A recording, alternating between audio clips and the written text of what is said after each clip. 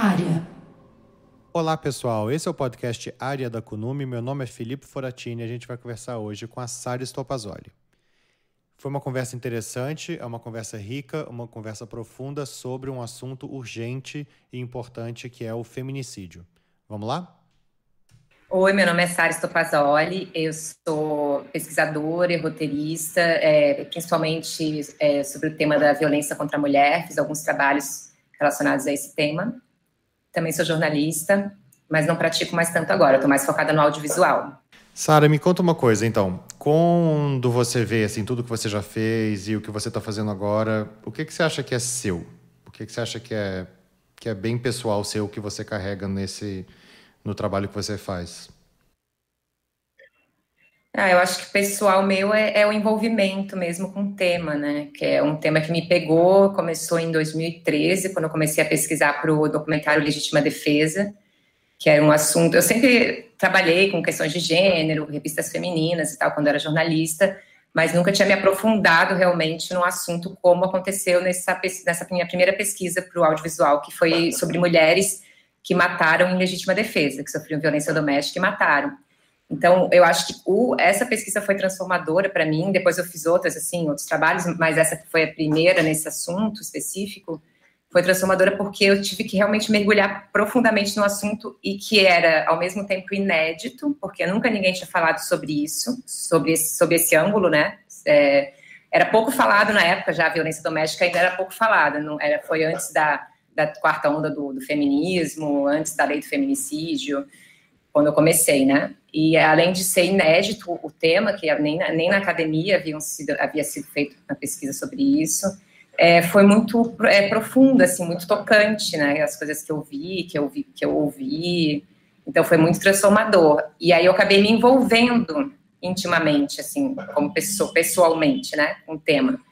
Que às vezes, assim, quando é uma matéria, uma reportagem, a gente já está no dia seguinte na outra e não dá nem tempo de se envolver com os personagens, a entrevista passou, vai para outra. E nessa pesquisa foi aquela coisa de campo, aquela coisa de uma relação que se prolongava com as pessoas. Fiquei muito no judiciário também, frequentando audiências, conversando com defensores, juízes. Então, eu acabei me envolvendo muito com esse mundo do judiciário e com o tema da violência doméstica, e a partir daí eu comecei a tentar fazer sempre meus projetos pessoais nesse tema, né, que já tinha esse conhecimento e esse desejo, é uma coisa que te move, né, eu não sei explicar exatamente, mas que me move, assim, que me toca e me move para trabalhar, para pesquisar e para entender, para tentar fazer alguma coisa, assim, que toque as pessoas também, consequentemente, né. E como que é o seu trabalho hoje? Conta pra gente um pouco como que você se organiza e quais as frentes que você atua. Então, o meu trabalho, eu falo que eu sou pesquisadora, porque no audiovisual a gente tem esse profissional, né, que é o pesquisador, que ele faz pesquisa para os documentários ou séries de TV, tanto na ficção também, tem essa pessoa, já trabalhei também em série de ficção, que tem essa figura do pesquisador. Então, é bom, assim, até para quem não é do meio, explicar que a gente não é um pesquisador acadêmico, então a gente não tem uma obrigação de provar uma tese, sabe, de ter... A gente tem várias coisas metodológicas, até são parecidas, né, principalmente quando tem trabalho de campo, entrevistas sendo estruturadas com os personagens, pesquisa bibliográfica, às vezes é bem parecido também, tu faz pesquisa bibliográfica para entender determinado assunto, para chegar em especialistas, entrevistas especialistas sobre os assuntos. Então, é muito parecido, só que a diferença é que a gente tem que pensar num produto audiovisual, ou seja, os personagens têm que ser carismáticos, têm que ter boas histórias, e tu não precisa ter que seguir certas regras e provar uma teoria, assim. Tu começa com uma pergunta, né, como toda pesquisa, mas tu não tem obrigação de provar nada, assim, tu tem obrigação de... tua obrigação não, o teu trabalho é criar, tocar as pessoas, no caso, no documentário de impacto, né, tem vários tipos de produtos audiovisuais, nem sempre o objetivo é o mesmo, mas às vezes é só entretenimento, enfim, mas no meu caso, geralmente são trabalhos que a gente busca, eu falo a gente porque tem sempre uma equipe, né, a pesquisa eu faço sozinha, mas o filme é uma equipe, tocar as pessoas. Então, a partir daí, então comecei fazendo essa pesquisa, né, dessa maneira que eu expliquei agora, assim, indo atrás do tema, que era... Eu tenho uma irmã gêmea, tá, que ela é produtora. E aí ela que veio com essa ideia, assim, ela estudava direito na época e ela falou, como será será que existem mulheres que reagem à agressão e acabam matando o companheiro? Será que isso existe? Naquela época a gente nem imaginava que existia. Foi uma suposição da cabeça dela. Ela falou, será que existe? Eu falei, não sei, vamos ver, vou pesquisar, porque daí eu já sou a louca da pesquisa, eu sou obsessiva, né? Aí já fico virando noite até achar alguma coisa, assim, eu não paro. Aí eu comecei a pesquisar no Google e aí eu achei só, assim, casos, mas onde a figura da mulher era aquela coisa de programa policial, né? A mulher, assim, meio com aquela luz branca, aquela foto de a criminosa, e sites muito de jornal de bairro, de cidades pequenas, não tinha, assim, na grande imprensa, na grande mídia, nada grande, assim, era tudo coisa meio... Mas existia, vi que existia. Só que aí eu comecei a pesquisar no tribunal do Rio, TJRJ, assim, eu comecei a pesquisar os casos, jogando palavras-chave, legítima defesa, companheiro, violência doméstica e tal. E aí, para a nossa surpresa, haviam vários casos que a gente não imaginava, assim, haviam vários casos. Eu comecei a fazer minha tabelinha de Excel, botando os números dos processos, indo atrás dos defensores dos casos, data de julgamentos que não tinham sido julgados ainda. E aí começou, fui indo atrás dos processos, aí eu tinha endereço nos processos, aí fui indo atrás das mulheres, batendo na porta, e foi muito difícil, porque a maioria dos telefones que estão lá não existem mais, quando eu ia na casa, as mulheres já não estavam morando mais no mesmo lugar, então foi uma pesquisa muito assim, começou do zero, né, que a maioria das coisas, das vezes já tem um especialista no assunto, já tem uma personagem para falar do assunto, nesse caso foi do 000. E aí, por isso que eu digo que foi muito impactante e trabalhosa também. E aí fui indo, acho que acabei, depois de alguns anos, isso a gente conseguiu, só para explicar, a gente conseguiu o patrocínio da Rio Filme para fazer esse projeto, tá? Então, por alguns meses eu tinha um incentivo, uma remuneração para fazer todo esse trabalho, assim. Mas mesmo sem o incentivo, continuou, assim, durante alguns anos, para chegar no resultado final, né, do documentário. Não parava, voltava, mas, enfim, acompanhei bastante esse assunto. E aí conseguimos financiar o documentário, aí foi lançado o documentário com três casos, 2 personagens e um julgamento. E aí, o que aconteceu? O Fantástico fez uma matéria, deu 7 minutos do filme, o Fantástico, e aí começou a ser procurada por muitas pessoas para mostrar os filmes em universidades, instituições, porque foi muito impactante, assim, essas histórias impactaram bastante, e a gente começou a fazer muito cine-debate. E aí, no cine-debates, as pessoas sempre me perguntavam, como que você conseguiu achar essas mulheres? Como que foi para você, enquanto mulher, falar com essas mulheres? E aí era muita coisa, porque, como eu falei, foi muito, muito tempo, muitas histórias, muita cara na porta, muita gente que eu não achei ou que não quis falar comigo, muitos processos ou mulheres que eu até entrevistei, mas não foram pro filme. E aí eu pensei, gente, eu preciso escrever um livro, porque as pessoas querem saber, né? E aí, para escrever o livro já foi outro processo, porque eu pensei, gente, mas elas querem saber de mim, porque elas queriam saber como é que foi para mim, como é que foi o meu processo, como é que foi me incluir. E aí a gente já vem dessa realidade, que é até outro assunto, quer dizer, que faz parte também, que conversou com a questão da violência de gênero, né, com a cultura machista que a gente vive, quando as mulheres, elas são educadas para acreditar, a autoestima das mulheres é sempre menor que a dos homens, né, resumindo. Então eu já tinha isso meio internalizado em mim, assim, mas por que as pessoas querem saber de mim, assim? Eu já tinha não achava que eu teria que ter essa voz, sabe? Então, para eu chegar ao ponto que é o livro hoje, que é eu falando em primeira pessoa, demorou para eu aceitar e entender que era importante eu escrever em primeira pessoa. Eu abria as aspas para dar voz a elas, né? A história delas, mas eu costuro essas vozes, eu que organizo, né? E a partir da minha experiência indo atrás delas, que o livro é narrado assim, aí eu em primeira pessoa, aí encontro elas, abro a aspa gigante delas, contando cada capítulo, né, tem a violência, tem o dia do fato, tem a reconstrução e tal, e as histórias, são seis histórias no livro. E aí eu acabei aceitando e foi ótimo para mim, assim, apesar de ser cafona essa palavra, mas deu uma empoderada de entender que eu poderia escrever um livro em primeira pessoa, assim, que as pessoas queriam saber a minha experiência, né, em relação a essa história. E aí, a partir daí, eu também comecei a dar várias entrevistas e tal, e as pessoas queriam saber o que eu achava do assunto, o que você acha desse tema da violência doméstica, depois de tudo que você viu, essa pesquisa. E aí eu vi que eu também poderia dar minha opinião, que eu também achava que eu não tinha que dar opinião.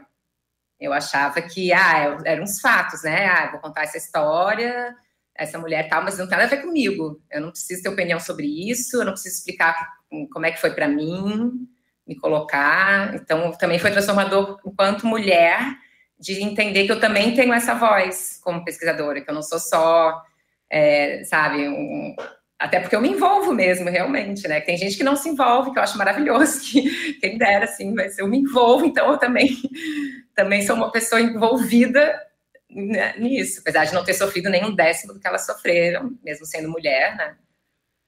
Mas foi isso, essa pesquisa em específico, né? Aí, a partir dela, eu comecei fui mordida, né, por esse bichinho aí, e aí eu comecei a fazer outros filmes sempre nesse tema, daí eu fui pro lado dos homens, entrevistar, entender o que passava num grupo de homens que foram denunciados pela Maria da Penha, que é a escola de homens. Eu fui tentar entender a cabeça dos homens que praticavam violência, ou que eram denunciados, né, por isso. Aí depois eu fui querer entender por que os feminicídios, por que há tantos feminicídios, o que está por trás desses casos, né? Porque a gente só fica sabendo das estatísticas e dos casos famosos. E todo dia morre gente e ninguém fica sabendo. O que está por trás disso, assim? Aí também fiz essa pesquisa que acabou, também fiz um podcast com isso, e de um dos episódios surgiu o meu último curta, que é sobre o ponto de vista de uma órfã, que também é um assunto que ninguém se atenta, né, para a questão dos órfãos do feminicídio, porque é uma tragédia familiar que deixa um monte de gente, faz um monte de vítima, não é só a mulher que morre. O próprio cara, que muitas vezes comete suicídio, é preso, os filhos e o entorno todo. E aí foi o último curta que eu fiz agora, sobre o ponto de vista de uma órfã, que a gente está editando agora para os festivais. É muita coisa. E conta pra gente um pouquinho, assim, quem quiser procura o que aonde? Fala um pouquinho, assim, o livro, o filme, porque você deu várias referências, são todas incríveis. Então, tem o documentário Legítima Defesa, que está no Now. Tem o livro Elas em Legítima Defesa, que foi pela editora Darkside, que tem no Kindle, não, na Amazon, no Google, e-book, né, nessas plataformas de e-book.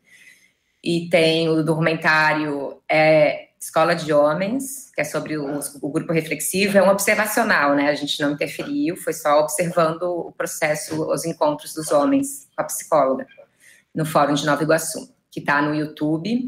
E esse último, a gente já fez umas sessões, que é Feminicídio, Minha Liberdade e a Minha Mãe, é o nome, que é esse da órfã, do ponto de vista da órfã do feminicídio, da Larissa. Esse a gente já fez umas sessões pela Aldir Blanc, que foi em março ou abril, e agora a gente está editando ele em curta para os festivais, então você vai ter que esperar um pouco assim para poder ver.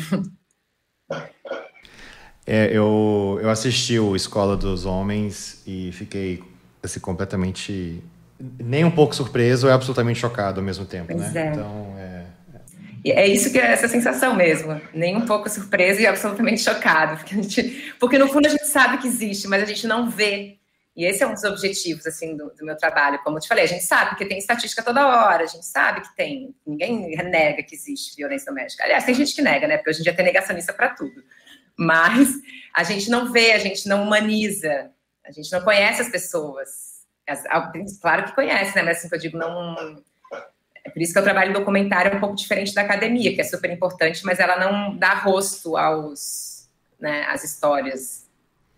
Imagino o impacto disso, né, na sua própria vida. Eu queria te perguntar um pouquinho disso. Como que isso mudou a sua visão do mundo? Bom, eu sempre fui um pouco fora da curva, assim, porque eu venho de Florianópolis, uma cidade muito pequena, né? Agora eu moro no Rio, já morei em São Paulo, saí cedo de casa até fui morar em São Paulo, e porque assim, a minha família era um pouco diferente das pessoas da minha cidade. Porque eu sou gêmea e tenho mais 2 gêmeos, minha mãe tinha 4 filhos, e eles se separaram quando eu tinha 11 anos, então a gente era na escola, que era uma escola grande, tradicional lá, a gente era um dos únicos filhos de pais divorciados, assim. E a minha mãe, a gente ficou com meu pai, não ficou com a minha mãe, que também já foi um escândalo na época. Então eu já venho de uma coisa que já me gerava, que já era um pouco fora da curva, então eu sempre fui questionadora, sempre tinha um inconformismo, uma curiosidade sobre a vida, nunca foi daquela família tradicional certinha, que estava tudo certo, enfim. Não que esteja tudo certo, né? Mas então, as famílias tradicionais. Mas sempre fui questionadora desde pequena, curiosa e tal, tanto que eu fui fazer jornalismo na época. E então, só que a minha visão de mundo, por eu vir de um lar confortável, digamos, classe média, assim, nunca me faltou nada, ter um certo privilégio, eu não tinha muita noção da realidade social. Eu tinha curiosidade, eu queria saber, eu já vinha de uma situação diferente dos demais, né, da minha e do meu entorno, mas eu não tinha tanta noção das desigualdades sociais que eu fui ter mais depois que eu pesquisei. Então, mudou muito, assim, em relação à questão das desigualdades, por exemplo, do que eu falei. O feminicídio acontece todos os dias. Só que o que sai no Jornal Nacional, no Fantástico, é só quando é uma pessoa muito importante, ou rica, ou branca, ou mulher de uma pessoa importante. Então, eu comecei a ficar muito indignada, assim, muito, assim, uma indignação. Por que as pessoas não fazem nada quando tem tanta gente morrendo por ser mulher no Brasil? E ninguém não fica nem sabendo. Então, me gerou muita raiva, muita angústia, quando eu comecei a compreender de perto, né, essa realidade, não só da violência de gênero. A violência de gênero já gerou, já estou indo para um segundo lugar. A violência de gênero já gerou uma primeira indignação muito forte, mas eu já tinha vivido algumas experiências nada perto do que eu vi, assim, mas já ser mulher já te deixa mais vulnerável no Brasil, mesmo tendo privilégio, assim, o fato de ser mulher. E aí tu já tem um olhar mais, né, mudou um pouco, né, aprofundou, mas eu já tinha essa consciência, né, de ser mulher, por ser mulher. E aí a questão social, então, quando eu vi, e aí gerou essa indignação, assim, acho que mudou muito o meu olhar, e eu fiquei muito mais chata, assim, com as pessoas, aí, porque, assim, o machismo não é só bater. Então, assim, todo mundo fica indignado quando uma mulher morre, ou quando a mulher apanha e fica com o olho roxo. As pessoas, covarde, não sei o quê, mas é que tem muitas violências estruturais invisíveis e que ninguém se atenta muito. Nem eu até então, muitas coisas que eu vi depois de ter feito esse trabalho, eu olhei para trás e falei, gente, mas aquilo era violento, eu não percebia, não tinha noção. Aí tu fica muito mais atento, e às vezes quer alertar alguma pessoa, alguma amiga próxima. Eu não fico por aí falando assim com pessoas que eu não conheço, sabe? Também não, eu não fico mais com pessoas próximas, às vezes fica alerta, às vezes. E acaba sendo chata, né? Tu acaba sendo a chata, só que não dá para ser diferente depois, sabe? Então eu fiquei um pouquinho mais chata, muito, muito mais atenta a essas questões, sem dúvida, e chata também. E indignada com aquilo que eu falei da invisibilidade, da maioria de tudo que acontece, assim, como... É só isso, é uma revolta mesmo, assim, eu sinto que tem dentro de mim uma revolta. Só que, ao mesmo tempo, eu não tenho voz. Né? Eu tenho voz agora, eu fiz, né, esses trabalhos que eu faço tem um certo, mas é limitante, assim, não tenho... Eu não sou uma pessoa pública ou está num cargo público que possa fazer efetivamente alguma coisa, né? Então, isso que... E essas pessoas que estão não fazem. Ou fazem, mas não sei se da melhor maneira, na minha opinião, atualmente. Eu vou até te fazer uma pergunta dessa linha. Você, ao pesquisar, né, e conhecer esses personagens,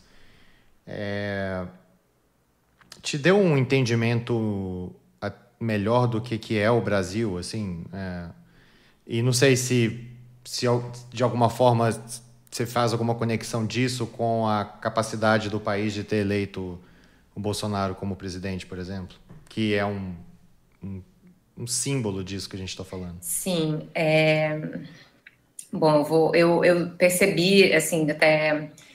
Porque, assim, como eu te falei, ninguém é a favor da violência, né? Assim, da violência contra a mulher, né? As pessoas... Só que existe duas maneiras de olhar. Tem uma maneira de olhar que é assistencialista. Coitadas, essas mulheres. Isso eu tô falando para as pessoas um pouco mais esclarecidas, que eu não vou falar também de quem põe... Né, as mulheres sempre acabam sendo culpadas, tem tudo isso. Mas eu tô falando das pessoas que olham para esse tema, tem duas maneiras de olhar. Que é assistencialista, que é dizer, coitado, não sei o quê, vamos dar uma cesta básica, vamos dar não sei o quê, vamos cuidar depois que já aconteceu, que eu acho, né, que tem que ter casa da mulher, tem que ter acolhimento, tem que ter tudo isso, tem que ter a lei, tem que ter...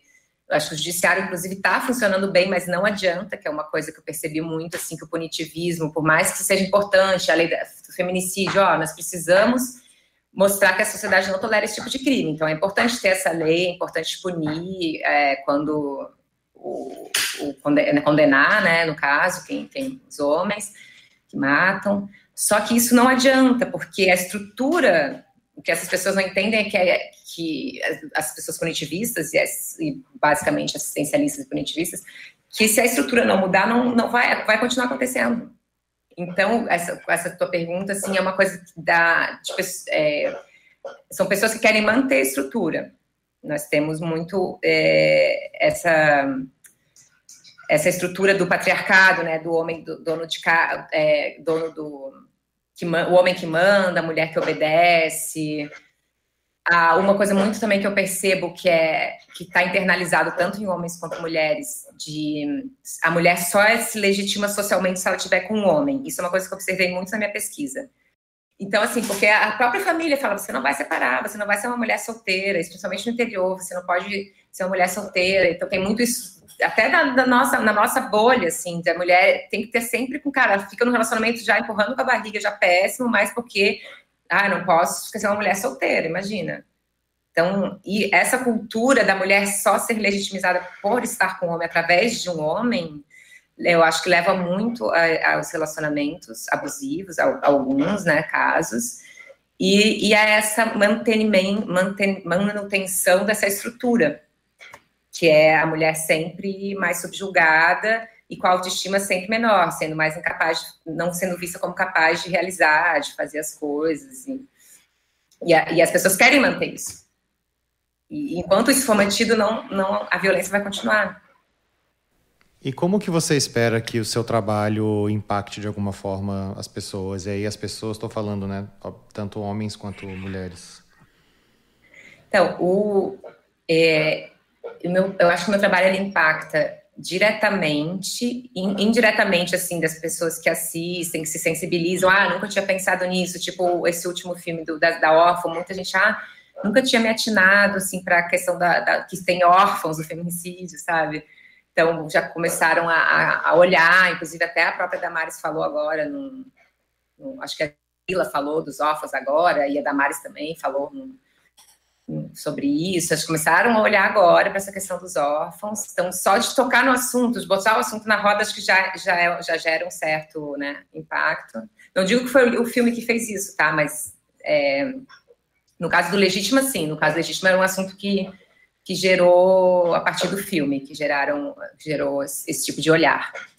E dos espectadores, dos leitores, ficarem sensibilizarem, né, para o tema. E tem o direto mesmo, porque o Legítima, algumas mulheres, eu recebi algumas mensagens de mulheres que já tinham passado por isso. E estavam para ser julgadas e pediram para ver o filme. E choraram e mandaram mensagem, muito obrigada, agora eu vi que eu não estou sozinha, eu achava que eu era uma monstra, que não ia conseguir nunca mais viver, que a minha vida ia acabar, e agora eu vejo que é possível seguir em frente, que eu não estou sozinha, que não aconteceu isso só comigo, aconteceu com outras pessoas. E depois elas foram julgadas, foram absolvidas, mandavam mensagem comemorando a absolvição. Então, acho que tem esse impacto direto. No caso dos órfãos, a Larissa, que a gente fez umas sessões online agora, por causa da Aldir Blanc, a Larissa saiu também no jornal aqui do Rio, né, deu entrevista para a RJTV, e aí começou a receber muita mensagem de órfãos falando, eu adorei, foi muito bom ter te visto, vi que eu não estou sozinha. Então, na própria comunidade dos órfãos que se identificaram com a Larissa e das mulheres que mataram de defesa que se identificaram com as personagens do filme, geram elas me procuram, eu passo contato delas, também tem isso, às vezes eu intermedio esse contato entre os órfãos não, porque a Larissa tem o Instagram aberto, e aí muita gente foi adicionando ela no Instagram. Ela até falou, Sara, tu não tem noção ela printava as mensagens, ela não tem noção de quantas mensagens dessas eu tô recebendo. E no Legítimo eu intermedio mais, porque eles geralmente me procuram antes, me acham mais fácil, assim, daí eu ponho em contato. E aí tem esse impacto também direto, né, entre as pessoas que viveram isso. E o indireto, que eu digo que é o público em geral, de se sensibilizar, porque, como eu te falei, não são números, né, são pessoas. E eu acho que para gerar empatia e sensibilizar as pessoas, tem que ter uma história humana por trás. Essa história desse último filme, que é da Larissa, que ficou órfã, inclusive, além da questão da orfandade, fala um pouco também que, assim, a família dela, o pai dela era muito, muito presente, muito apaixonado pela mãe, tipo, a família Margarina perfeita. Só que a partir do momento, eu tô dando spoiler, tá? Mas a partir do momento que a mãe quis ser livre, que ela era aquela pessoa que casou cedo, ficou em casa a vida inteira, quando ela quis ser livre, ele não aceitou. Então, e acabou matando e tal, e no depoimento dele, ele fala que ele matou porque ele ficava lutando, né? Ele não aceitava a separação, como a maioria dos feminicídios íntimos, né? Acontece porque o homem não aceita a separação. E aí ele fala que só matou, que ele não queria ter feito o que fez no depoimento, e que ele matou para preservar o seu casamento e salvar sua família. Preservar a família e salvar seu casamento. Então isso conversa muito com aquilo que a gente estava falando das causas, né? Da estrutura social que leva a isso. Porque não existe crime passional. Graças a Deus esse termo já foi abolido do dicionário dos juristas, pelo menos. A sociedade ainda fala ainda. Mas não existe, porque ele não matou para salvar o casamento. Na cabeça dele, ele matou para salvar o casamento e preservar a família. Mas ele matou porque uma sensação de posse daquela mulher. E os feminicidas todos, eles matam... por isso que eu falo que o feminicida não tem medo do direito penal. Porque ou ele se acha acima da lei, ou ele conhece a lei, mas não tá nem aí, porque para ele o mundo já acabou. Tipo, ele pode... Muitos se matam depois... Porque é uma coisa, como aquela coisa que legitima ele, né? Então, ele possuir aquela mulher não é amar aquela mulher, não. Mas ele possuir aquela família, aquela mulher, é o que legitima ele enquanto homem, naquele momento. Então, quando ele perde aquilo, ele fica sem chão, mas não porque ele está sofrendo de amor ou de ciúmes, não. Porque é como se ele perdesse algo ali que legitima ele socialmente, que seja, né? Então, ele não... Para ele já morreu, assim. Ou ele vai se matar, ou ele não tá nem se vai ser preso, porque a vida dele já acabou. Então, ele não tem medo de direito penal. Então, a gente tem que agir para que que esse pensamento, que é estrutural do homem, né, do feminicida, deixe de existir, assim, tipo, que as pessoas sejam livres, tanto os homens, né, quanto as mulheres. Tanto os homens não tenham não se sintam não sejam educados para essa sentimento de posse, e as mulheres também. Então, acho que tem que quebrar com essa estrutura, porque senão não adianta só punir. Porque o feminicida não tem medo do direito penal. Não está preocupado. Não, e é impressionante como que essas coisas vão passando, né, de geração para geração, através de piadas, né, de memes, né? Então, existe essa estrutura, ela é mantida, né? E existem expectativas em relação, né, ao que é um homem que essa estrutura vende, né? Assim, o que se espera de um homem e do masculino, né? Então, é muito triste ver isso, né? E ver que as coisas não mudam, né? As coisas não estão mudando, né? Tem muita gente, principalmente as gerações mais novas, que acordaram para isso, Mas, ao mesmo tempo, ainda tem todo um universo aí pra gente lutar contra, né? Sim, e ali tu vê essa coisa dos homens, eles se unem, né? Depois eles, até no filme, não tá no filme, mas eles fizeram um grupo de WhatsApp, e aí um fica tentando ajudar o outro, assim. Eu digo que, assim, essas aulas, elas reduzem estatisticamente, né? De 60 para 6% a reincidência. Mas eu não acho que eles vão deixar de ser machistas, eles continuam sendo, eles só ficam ligados, eles começam a conhecer a lei, a conhecer o que pode, o que não pode, a se policiar, um ou outro, que eles fazem esse grupo, um fica, e aí, não fez, aprontou hoje, não sei o que, então um fica meio que ajudando o outro a não reincidir, só que eles continuam com as piadas machistas no grupo, com certeza, não tem a menor dúvida que rola aquela piadinha, mas pelo menos o conhecimento, né, e aprende a respeitar, tudo isso. Agora, isso não vai mudar a estrutura machista, eu acho. Isso aí vai demorar muito tempo. Eu sei que tu vai me perguntar sobre como é que vai ser daqui.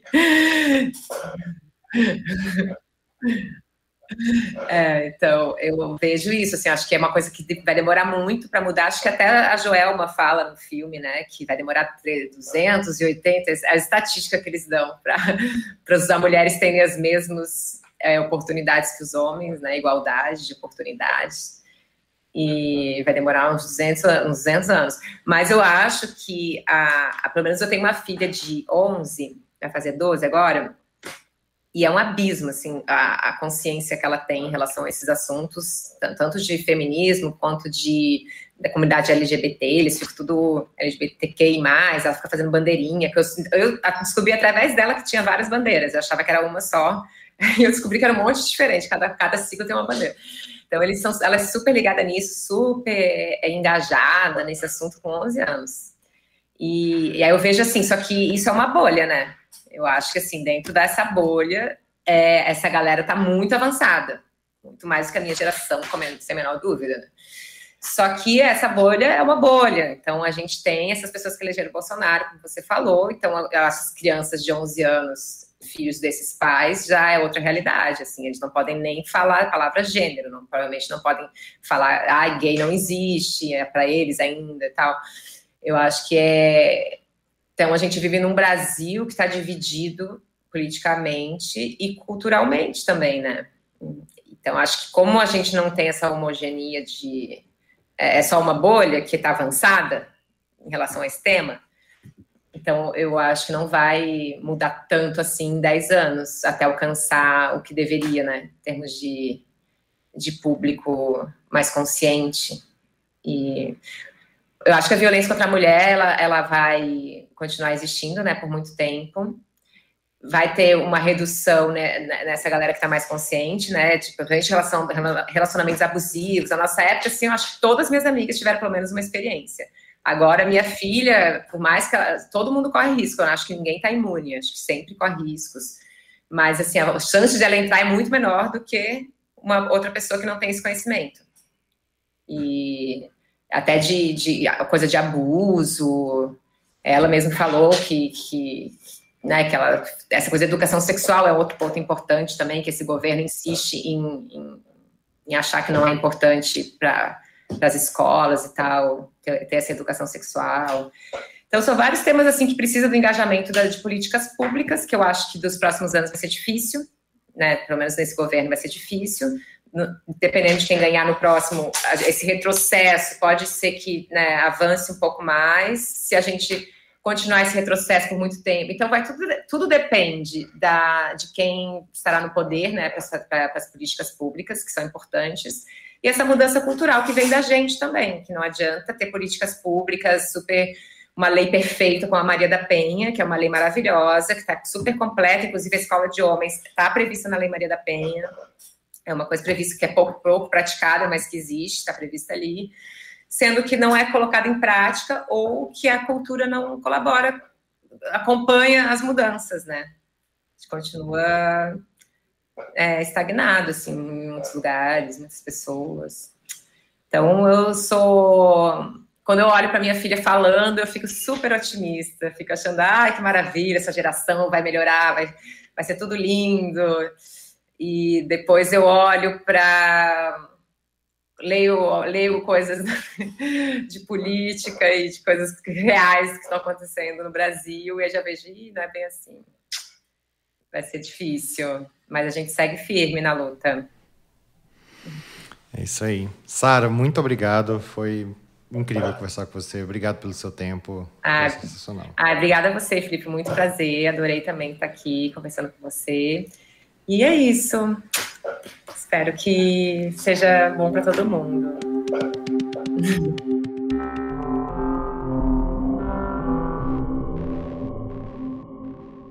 Área. O Área é um podcast produzido pela Kunomi. Aqui na Kunomi, a gente realmente acredita em distribuir conhecimento, prosperidade e bem-estar através do desenvolvimento de inteligência artificial responsável. Todos nós hoje somos influenciados e impactados pelos grandes desafios que a gente tem, né, do ponto de vista de sustentabilidade, de clima, desigualdade, saúde. E hoje a gente não tem ferramentas capazes de solucionar esses problemas na escala como a gente gostaria. E esses desafios fazem parte dos desafios da Kunomi. Conheça mais sobre a Kunomi em kunomi.com ou siga a gente no Twitter, Kunomi Lab, Kunomi LAB.